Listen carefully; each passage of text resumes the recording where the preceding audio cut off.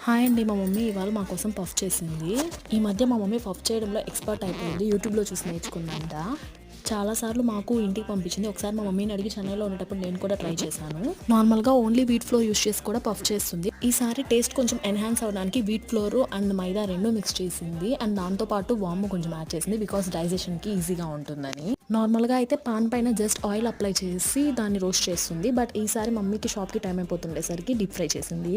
Very simple. కొంచెం ఆయిల్‌లో onions, పచ్చిమిర్చి, ఉప్పు, కారం, ధనియా పొడి అండ్ గరం మసాలా చేసేస్తే మన స్టఫింగ్ రెడీ అయిపోతుంది.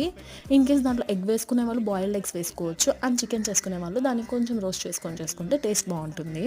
సో ట్యూస్డే నాన్ వెజ్ తిండు, అందుకని మమ్మీ చేయలేదు. ఇంకా వీడియోలో చూపిస్తున్న ప్రాసెస్ని entire as it is follow అయిపోతే పర్ఫెక్ట్గా వచ్చేస్తుంది. పఫ్ టేస్ట్ అయితే అదిరిపోయింది. అస్సలకి డీప్ ఫ్రై చేసిందే కానీ ఆయిల్ కొంచెం కూడా తీసుకోలేదు. సో ఈ రెసిపీకి అయితే మా మమ్మీకి నేను 10 out of 100 ఇచ్చేస్తున్నాను.